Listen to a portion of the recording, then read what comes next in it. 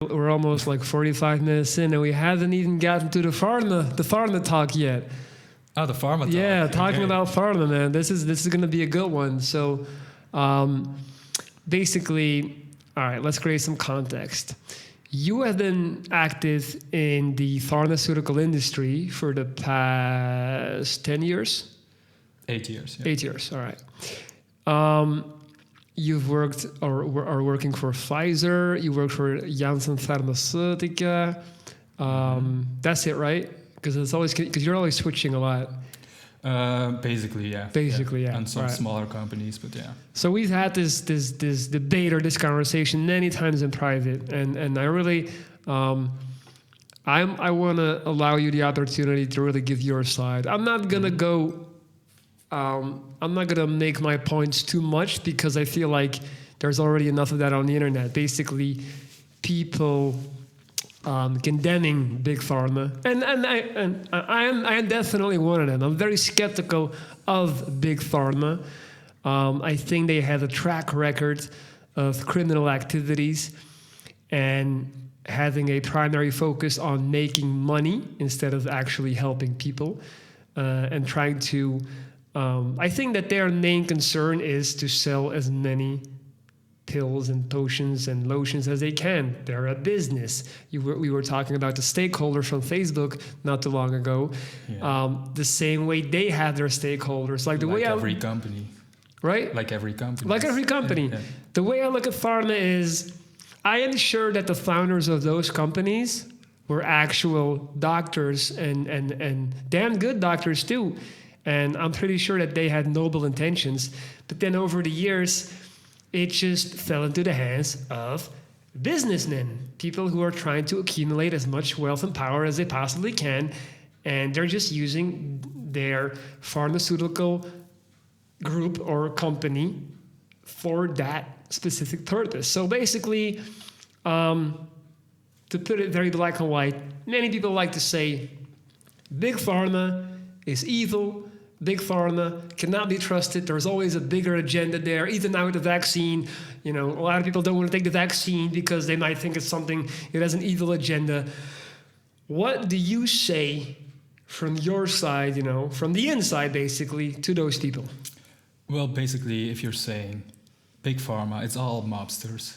And they don't try to do any pure good. It's just about selling. Well, obviously, we're living in a capitalistic world, so obviously that's a big part of it, and the shareholders are super important.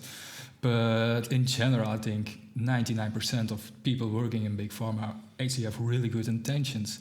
And I think, well, from a standpoint where I would come in, is that it's the lobbyists and the marketing people that fuck up this kind of system where actually a lot of things are good that are coming out of big pharma. A lot of pharmaceuticals do help a lot of people. Like could you have, for instance, like that there wouldn't be a possibility to have a vaccine now? Like that would be terrible.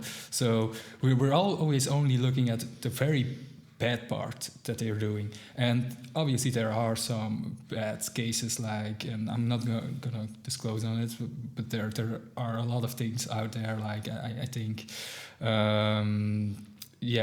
like you're talking about like things that happened in the past, for example, like Oklahoma, the state of Oklahoma. Opioids, or I think Sanofi was also involved in some bad publicity about it, where they held back some sort of the research. But I mean, it's not about the companies, because when you're doing and you're selling pharmaceuticals, at one point maybe there will go something wrong. It's inherently possible. So that just occurs, and sometimes there are just individuals who fuck it up for a lot of other people. But in general... And these individuals, you're talking about CEOs of specific companies? CEOs, or maybe lobbyists or marketing people who just push their strategy onto a CEO even. And I think, well, we shouldn't generalize it as in that way, because obviously they have a lot of power, and in a lot of way they're even like they make the laws more than the government does. But I think the system where when we're talking about big pharma is the problem also relies in the US, where you can buy pharmaceuticals on a free market. There you can make up your own prices. That's a big problem because over here in Europe, the regulatory agencies, they discuss the prices with these pharma companies and they come to a consensus. How that actually works and if it's super fair, I'm not sure because I haven't been a part of some of those discussions. But it's blatantly obvious that in here in let's say Europe or Belgium, the prices are way lower for some of those pharmaceuticals than in the US, because there you can just ask what you want. And I think the US needs to up the ante on it. Like they should just have some new regulatory laws about how like you can go to a supermarket and buy all the pharmaceuticals you want. Like it's not good for you to take a lot of pharmaceuticals. That should be obvious, but when people can buy it in a store, they just do it. Like you take a painkiller, okay, and some people just take painkillers. Yeah. Like it's obvious for them. Like why would I do something different? No, it's not good for you. It's about education. It's about education. Yeah, educating people. That's always my biggest thing. Also, is like when I go to a pharmacy, it looks like a supermarket, and that bothers me. There's all these like promos and like posters, and it's like, huh? But this should be nothing else but like this office where you go with your prescription from the doctor to get your pills. Like every box in here should just be plain white. Like whenever you mix marketing with pharmaceutical like products and just like the health of people, that's where I think the biggest problem lies. Dude, there was a time, and you can Google this, where there were posters in pharmacies, this is obviously decades ago, they used to sell cigarettes claiming these cigarettes would make your teeth whiter. Like, I'm talking, but that's where we come from. And obviously we've gotten a lot better, but I do feel like there's still a lot of work to be done. Yeah, it shouldn't be about how great your package looks. It should be about the quality control on it. And what about your excipients? Because there are a lot of white products now on the market which have the same kind of API or basic functionality. The efficacy of the product probably should be the same, but who really reads into what's in it? So let's say the excipients, and maybe when you're buying a white product, it does much more harm, and there is much more chemicals in it that are bad for you than, let's say, for instance, from another company. But how do we know this? Is there somewhere where we can check this? No, not really. You just trust your pharmacist, and that happens a lot. Yeah. And what's the pharmacist's intention? And this is also something that goes terribly wrong in the US. Well, they get incentives from these pharmaceutical companies, and that should be prohibited. The pharmacists should not be pushing someone's agenda. They should be basing what they sell based on just facts and data. And that's where I think it's off. That has happened to me. So I've gotten a prescription from my doctor. I go to the pharmacy and they go, oh yeah, he wants you to get this, but I got something that is the same. Mm-hmm. And you're just like, all right, cool. Yeah. And you don't spend any second thinking about it or like questioning it. That's happened. Mm-hmm. And that should be illegal, but clearly, obviously, and it's not. And then we just come back to the classic issues of lobbyists and government and big pharma being in bed with each other. Well, in that regard, I think we're pretty lucky in Belgium. Mm-hmm. I think if you look at America, that's a whole different league.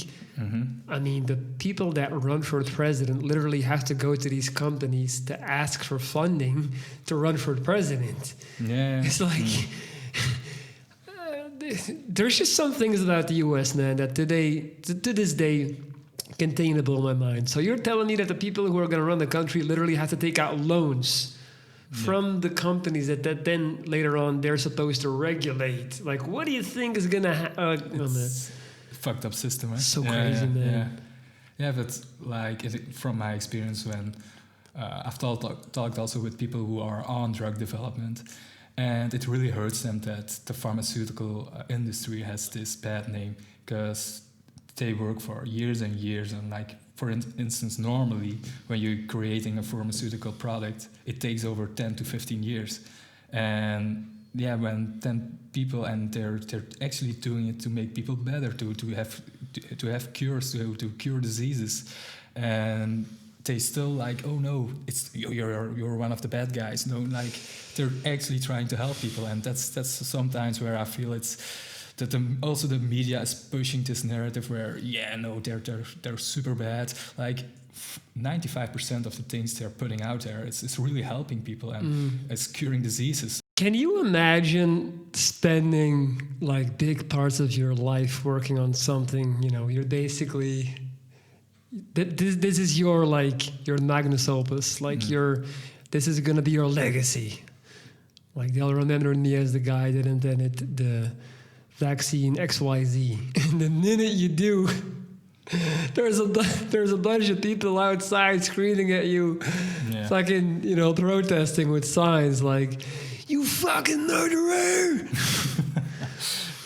And I think it's very important to separate, because that's the thing. We love boxing things in one word. The same about, you know, conspiracy theorists. No, a lot of people are actually very intelligent and they're right. A lot of conspiracy theories are right. But we just love to put them all together into the same box with the lizard people, so fuck them, right?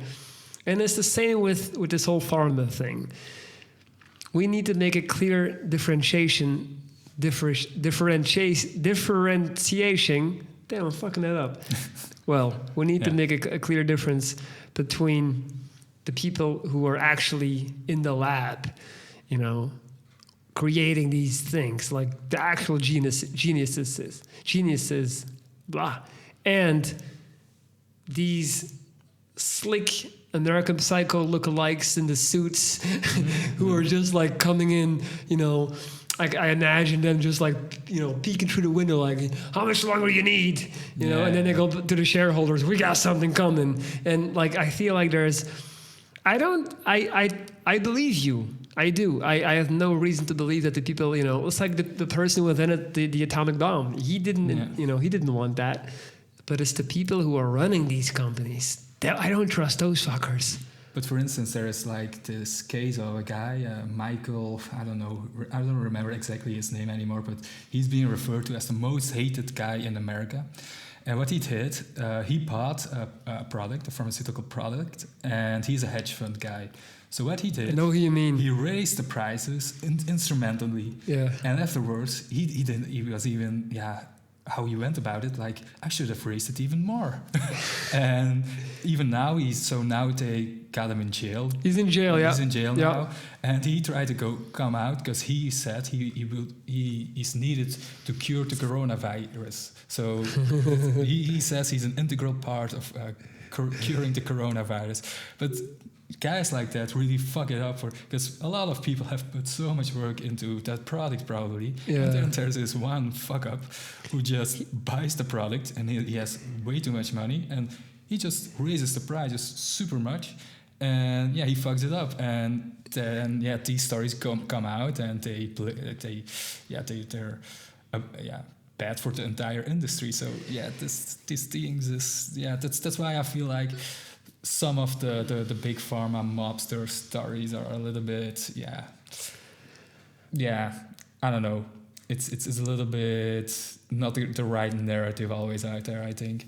But I want to ask you, and I want to be critical, I'm not going to let you off the hook. How much of that you think is you being in a daily environment, surrounded by people, working for a pharmaceutical company, and there is a culture in your company. I know there is. There is a culture that's pro-company. They're paying your bills, and they're your bosses and your colleagues. So obviously, you can put faces to these names. You know, for you, it's not CEO XYZ. No, it's Mark and Tim, and they're nice guys. And at the Christmas dinner, you know, they bought me a drink. So it's like, how much of it is you also being surrounded with people who obviously want to feel proud about what they're doing? Yeah, obviously, and I've seen that with the vaccine that Pfizer came out. A lot of people were really proud about it, but obviously, yeah, Pfizer is going to make a lot of money on it. So it's a little bit, we're not that humanitarian. And it's not like this philanthropist thing, but you know, it's I get it. Obviously, and they can have their moment. I think it's good for them to have some purpose, and it's good for everybody, I think. But well, the problem is, I think it mostly gets fucked up in the higher regions of the companies, and they're just trying to make the shareholders happy and make as much profit as they can. And most people who 99% of the people who are working on it aren't really that involved with the prices or with the profit of it, but obviously they're taking advantage of it because of their the money they're making. But like for instance, one of the crazy stories also was, like, I think it's from Sanofi, where in Canada they had a pharmaceutical that cured not blindness but almost blindness, and they could inject that into the eye. But the thing was, it wasn't really made to cure blindness in the eye. It was actually a pharmaceutical against cancer. Okay. But producing this only costed $60, I think. But then I think Novavax or Sanofi, I'm not sure anymore which company it was, and it doesn't really matter because it was a big pharma company. And they also created actually a pharmaceutical that really is targeted to cure that kind of disease. And they try to push up that pharmaceutical to every hospital. And these hospitals were like, no, it's costing us too much money and people can't pay for it. And these are these lobbyists that try to go on with it and push it on to everybody. And I think that's where, how can you cure that kind of problem? I don't know.